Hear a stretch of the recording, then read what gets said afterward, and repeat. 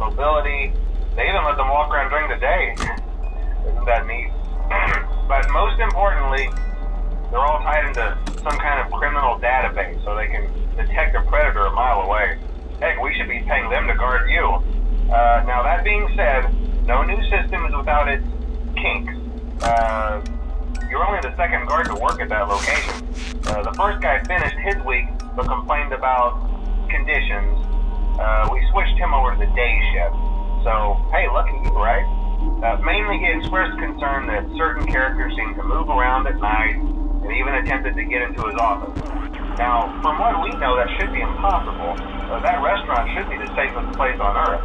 So while our engineers don't really have an explanation for this, the working theory is that the robots were never given a proper night mode. So when it gets quiet, they think they're in the wrong room. So then they go try to find where the people are, and in this case, that's your office. So our temporary solution is this. There's a music box over by the prize counter, and it's rigged to be wound up remotely. So just every once in a while, switch over to the prize counter video feed and wind it up for a few seconds. It doesn't seem to affect all of the animatronics, but it does affect one of them. And as for the rest of them, we have an even easier solution. You see, there may be a minor glitch in the system, something about robots seeing you as an endoskeleton without his costume on and wanting to stuff you into the suit. So hey, we've given you an empty Freddy Fazbear head. Problem solved. You can put it on any time and leave it on for as long as you want. Eventually anything that wandered in will wander back out. Something else worth mentioning is kind of the quirky modern design of the building. You may have noticed there are no doors for you to close. But hey, you have lights, and even though your flashlight can run out of power, the building cannot. So don't worry about the place going dark. Well, I think that's it. You should be golden. Check the lights, put on the Freddy head if you need to. Keep the music box wound up. Piece of cake. Have a good night, and I'll talk to you tomorrow.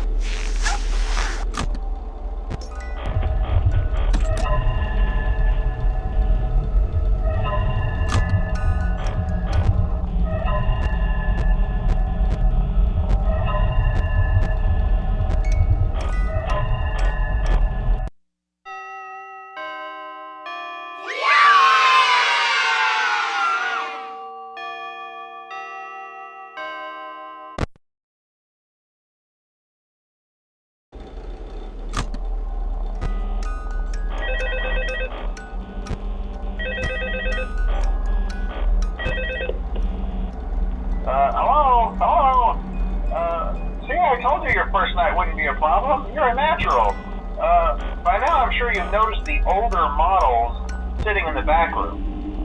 Those are from the previous location, and we just use them for parts now. The idea at first was to repair them. They even started retrofitting them with some of the newer technology, but they were just so ugly, you know? And the smell. So the company decided to just go in a whole new direction and make them super kid-friendly. Those older ones shouldn't be able to walk around, but if they do, the whole Freddy head trick should work on them too, so whatever. I loved those old characters. Did you ever see Foxy the Pirate? Oh wait, Foxy. Oh yeah, Foxy. Hey listen, that one was always a bit twitchy. I'm not sure if the Freddy head trick will work on Foxy. If for some reason he activates during the night, and you see him standing at the far end of the hall, just flash your light at him from time to time. Those older models would always get disoriented with bright light.